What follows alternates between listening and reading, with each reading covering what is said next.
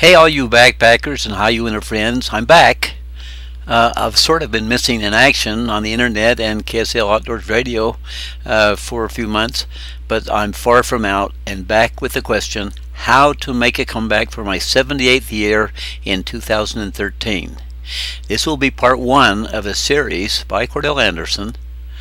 Many of you know since 2003 that I've been on my Hayuina Wilderness project, having backpacked 1,500 miles. For 2012, I announced my challenge in my 77th year to do in August 4 trips for a total of 150 miles to some great places like rarely visited Crow Basin.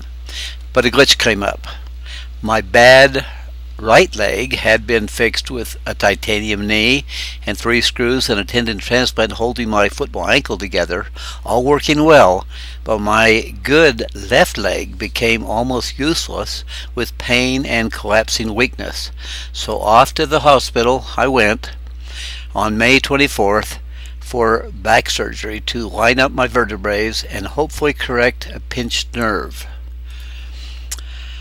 But apparently there was nerve damage as I had persisted in working for 3 or 4 months with pain, and so I had a challenge to never give in and find a way to persist. I didn't rest and tried to keep from losing my strength at home, and then I headed for the outdoors. I had been ordered by the doctor to walk on smooth, level ground and started in the Hobble Creek Canyon Parkway and gradually increased the distance, but walking normally wasn't working. So I needed to invent a new way of walking, hiking, and running. Last winter, I had found some inspiration to do so at the BYU Smith Fieldhouse, a great place to work out in the winter, and greatly admired those young, pregnant, and old who would be there working out and they just wouldn't give up. One example was a girl in the gray t-shirt who seemed to be running normally, but her right foot was deformed and the leg 3 to 4 inches shorter, but she compensated running on her toes and amazingly avoided limping. If you didn't see her feet, you would think that she was just running smoothly, and it was amazing. In my case, I experimented and learned that by correcting as best as possible my defective duck walk, turning my toes inward, the pain was reduced and no more weakness or collapsing of the leg. I didn't want to train myself to walk on smooth, level ground, so I looked to the mountains east of Springville as I wanted to prepare for my Hayuina trails and even off-trail hikes. I left the asphalt and went to the Bonneville Shoreline Trail, focusing on toes pointing inward and hiking carefully on the rocky, sometimes steep trails. My first hikes were up towards what I call the Crags of the Wasatch, a beautiful area, but the trail was pretty darn rough, and soon it got just a little bit too dangerous for me, and so I turned around to head back.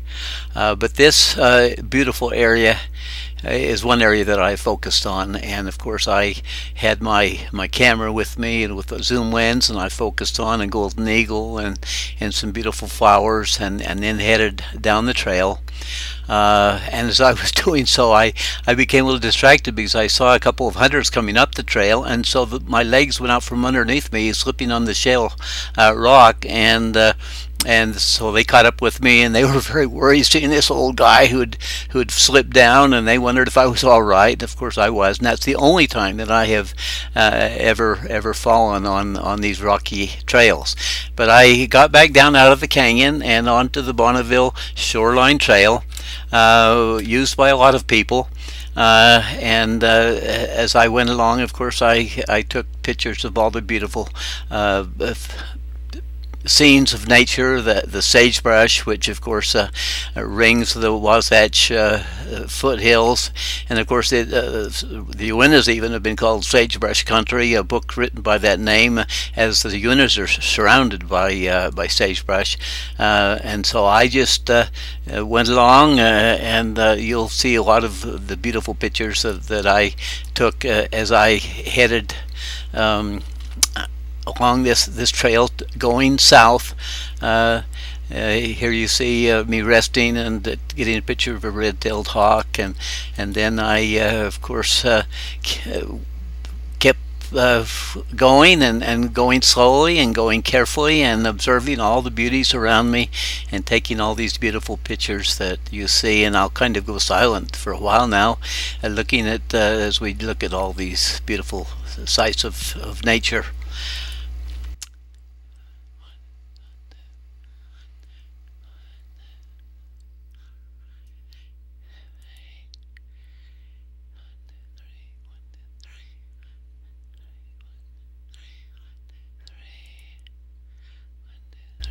Of course, I had my special energy drink that I mix, and I would of course hydrate myself frequently as I went along. Then getting a little bit further south, there was another access. Several access routes that you're seeing here. One just a couple of blocks south of the Crags of the Wasatch, and then another one that you see further along as you come up Center Street. It turns into Spring Oaks Drive, and there's a big curve there, and so there's another access point. And then from there, of course, I'd go up and get on the Bonneville Trail again. Another picture of an eagle along the way, and eventually going south near the home of my old friend Jess Grosbeck, where we lived for a while.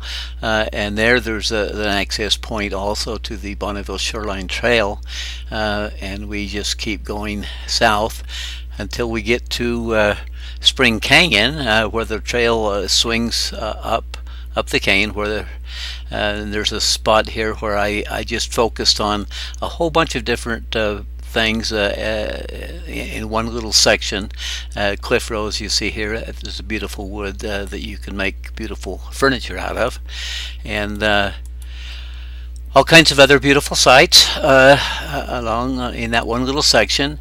And then eventually you get to the water tank for Springville, and then just keep going up that canyon with more beautiful sights of autumn, and then eventually it gets closer to the winter.